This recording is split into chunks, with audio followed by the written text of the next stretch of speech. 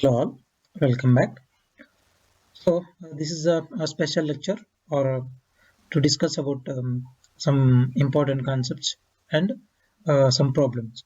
Here I want to revise again that particular concept, that is phasor diagram for AC series circuit. Okay, so here as we have this or as we already discussed in case of series AC circuits, there we have considered one axis as an imaginary axis and another one is a real axis, right? So as we have here, we introduce j term, right? So that's why we are going to represent in terms of imaginary axis. Here I am going to write only a magnitude of a particular circuits, right? So if you look at this diagram, so here this complete this black line that is across, this is for voltage and current across this one. That this axis is for only a resistive circuit. This is only for a resistive circuit. So as we had all resistance, capacitance and inductance in case of a series AC circuits. So here this E naught is nothing but it's a EMF, given EMF, and I naught is the current in that resistance. For this particular case of a resistance, both current and EMF both will be in phase. So the phase difference between current and EMF will be 0. So the both E naught and I naught both are in phase in case of a resistive circuit. So that's why I will take a reference as a resistive circuit for all other components, whether they are leading or lagging, right? So I will consider this resistive circuit as a reference. Then as we know that EMF in the case of a resistive circuit is given by EMF E is equal to EMF naught e power that is j of omega t. Means we have taken this omega t as a, this already it has a phase, that is omega t. So I will take this one as omega t only, right? So this is omega t. Now if you compare the other things, so if you go to particularly inductive component, that is inductor here. So this VEL is nothing but it's a voltage across that inductor, that is defined as the total current into its impedance or reactance, that is XL. So always always we know that in case of inductance, the current EMF will be leading by an angle of 90 degree. So you can see here this is angle 90 degree with respect to a resistive circuit. So if I take the current reference for with respect to current in case of a resistive circuit, this voltage in case of a inductive component will lead by 90 degree. Similarly, the voltage in case of a capacitor, that is VC or EC, that is equal to I naught into XC. So that will always lag by an angle of 90 degree with respect to the voltage in case of resistive circuit. So that's why, so in case of resistive circuit or resistance, both EMF and current will be in phase. But if when you compare with the current in case of a resistive circuit, so or a resistance across that current across resistor, if you compare the voltage across inductor and capacitor, both will one inductor voltage will leads, then capacitive voltage will lags. So that's why it is 90 degree lagging here, and this is a 90 degree leading here. Now if you take the overall EMF of whole three components, that is EMF across the resistive circuits, means that is voltage across resistive circuit, voltage across inductive circuit, then voltage across capacitor circuit, that I will get the resultant voltage as E is equal to I naught into square root of R square plus omega L minus 1 by omega C whole square. So this is the overall voltage across the that circuit, AC series circuit. So now as we have we have defined that one as AC series circuit voltage always leads or lags by an angle of theta. Now if I take the overall EMF is leading by an angle of theta, then I will write that one as a theta difference. So now the from here to here it is a theta difference, then from bottom from a reference line of a real value, so it will be omega plus theta. So from here this is overall is nothing but omega t plus theta. Now with respect to the current only, this is angle theta is leading. So that is the phase, right? Now if I take if this VL is greater than that is VC, then it becomes total overall resultant of this capacitive and inductive, that is given by EX, that is given by EX is equal to VL minus VC. Now if you write that in terms of current, we get I naught into XL minus XC, right? So this is what the resultant EMF of both capacitive and inductive components. Now if I take the resultant as here, if I take this the resultant here, right? So this is the resultant, that is EX.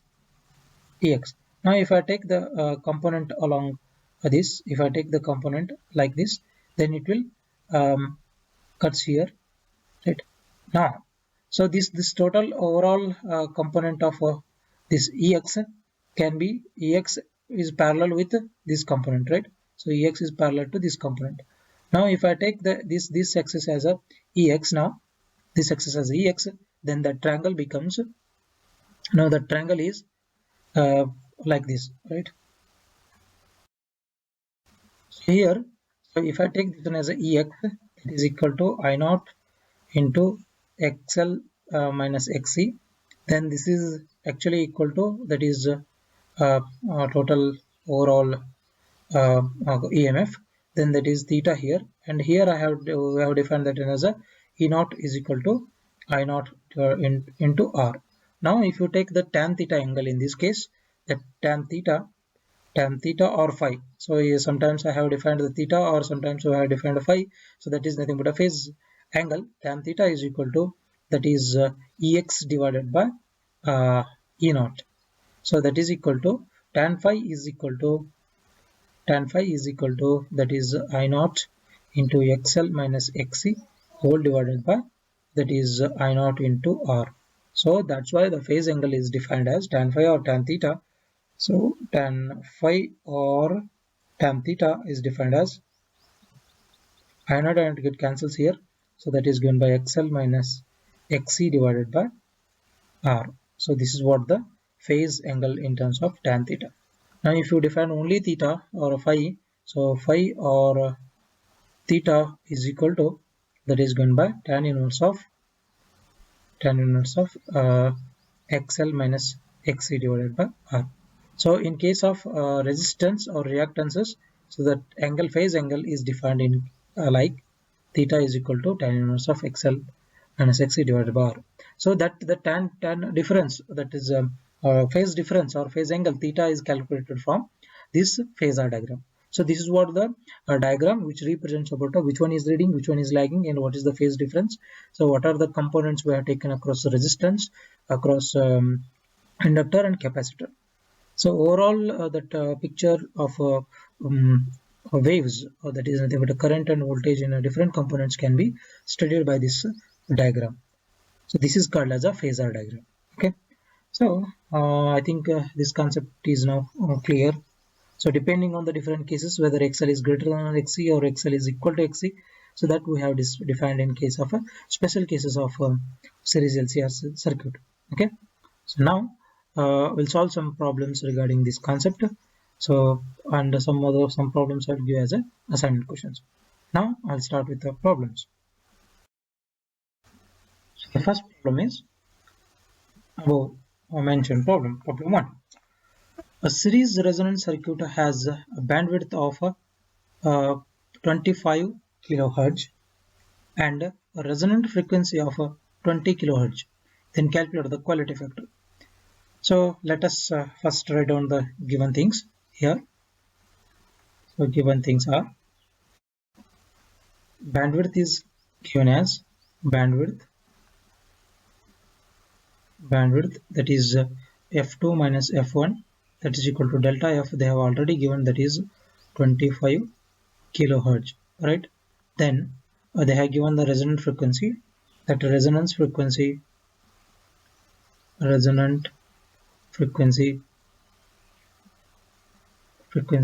fr is equal to, that is they have given, that is 20 kilohertz, right?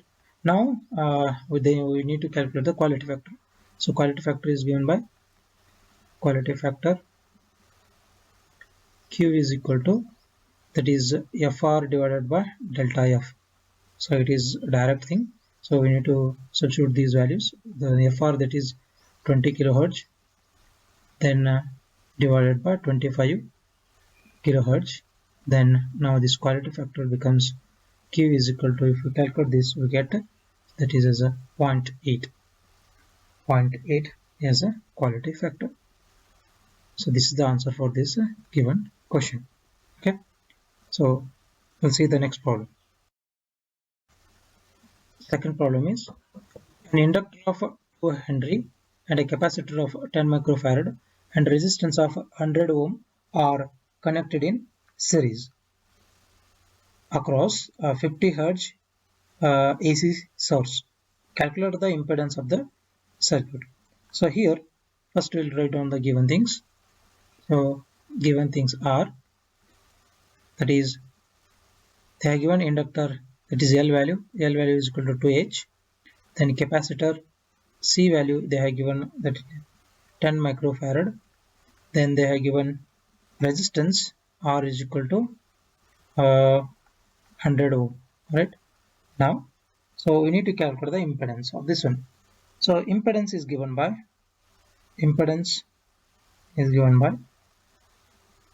Z is equal to, that is square root of R square plus omega L minus 1 by omega C whole square, right? So this is a formula. We need to calculate all the required things in to substitute in this formula, right?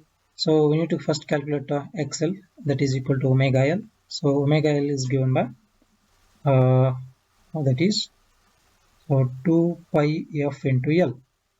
So if we calculate 2 pi into f, so that is frequency they have given, that as a frequency they have given in this problem is 50 Hz. So we need to take this one as 50 Hz here they have given. So that is f is equal to 50 Hz.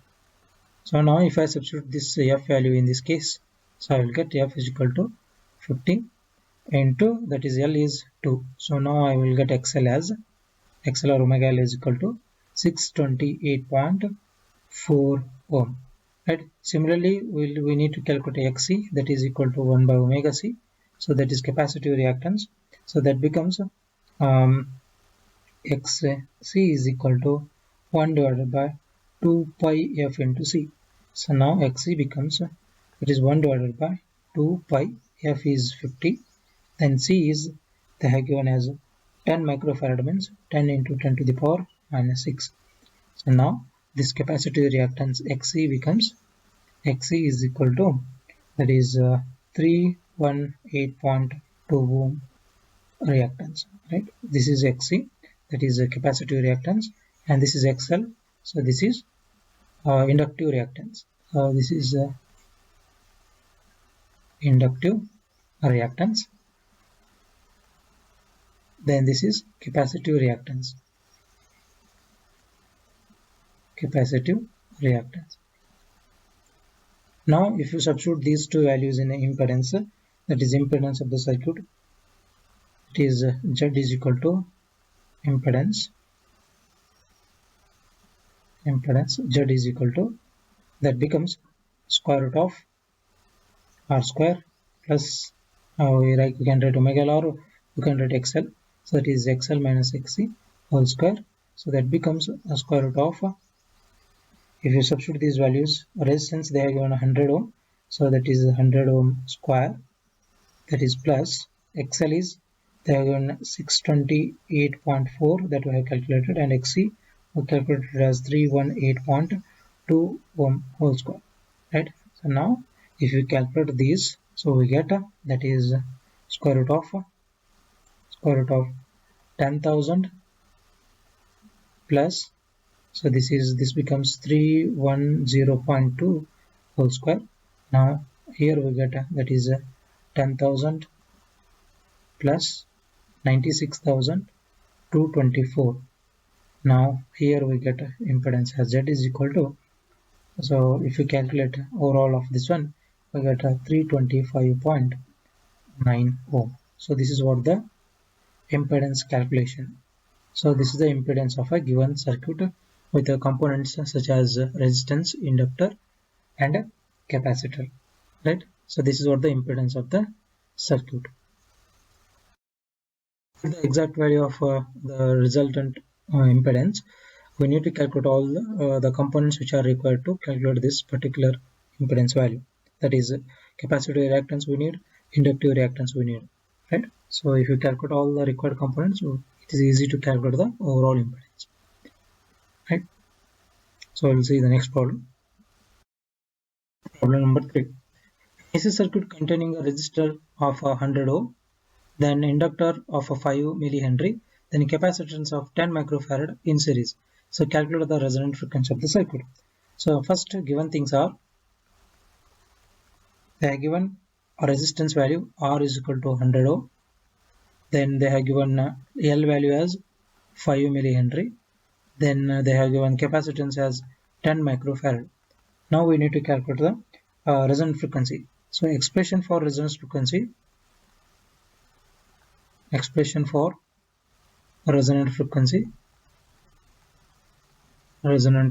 frequency that is Fr is equal to 1 divided by 2 pi square root of L and C, right? So now if you substitute these values directly, we will get a resonant frequency. So that is Fr is equal to, it is 1 divided by 2 into pi into square root of L value, that is 5 into 10 to the power minus 3 into capacitor value is 10 into 10 to the power minus 6. So now if we calculate all these parts that I get, this is divided by 6.284 into square root of under root value will be 5 into 10 to the power minus 8. So now this Fr resonance frequency overall, if we calculate overall resonance frequency of this one, I'll get 711.7 Hz, means that is 711.7 Hz is the resonant frequency. It is the resonant frequency of a given circuit containing inductor and capacitance, right? Even though here they have given the resistor value, there is no need of resistance to calculate the resonance frequency, because resonance occurs with the independent of R. So that is nothing but where inductance is equal to the resonant frequency is equal to where XL is equal to XC. At that condition, resonance occurs, right? So we'll see the last problem, that is problem 4. AC source of 50 Hz is connected to the circuit containing R equal to 100 ohm and L is equal to 0.2 Henry and C is equal to 4 microfarad in series. So find the phase angle. Okay, so now given things are, that is frequency is equal to 50 Hz, then resistance R is equal to 100 ohm, then inductor L is equal to 0.2 Henry, then C capacitance is equal to, that is 4 microfarad. Now the phase angle is given by, expression for phase angle is phase angle, that is phi is equal to tan inverse of XL minus XC divided by R, right? Now so if you take this one, first we need to calculate XL, then we need to calculate XC, that is XL is equal to inductive reactance, that is XL is equal to omega L. So if you substitute this 2 pi F into L, we get 2 pi into F is 50 Hz into L value, that is 0.2. So we get this one as 62.84 ohm. So this is the reactance of an inductor. Similarly, if you calculate the reactance of a capacitor, we get, so reactance of a capacitor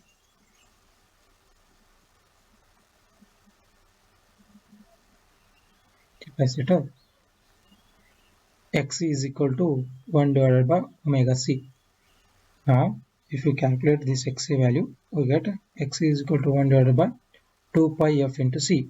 So that becomes 1 divided by 2 pi into 50 hertz into capacitance, so that is 4 into 10 to the power minus 6 farad. Now this Xc becomes, so Xc becomes, that is 795.6 ohm, 795.6 ohm, right? So this is the Xc value. Now the tan phi is equal to, we have Xc minus XL minus Xc divided by R. So here if you see this values, Xc is greater than XL, so that's why here we need to take that one as phi is equal to tan inverse of XL minus Xc only, right, divided by R. So with respect to the real axis, we need to calculate the phase angle.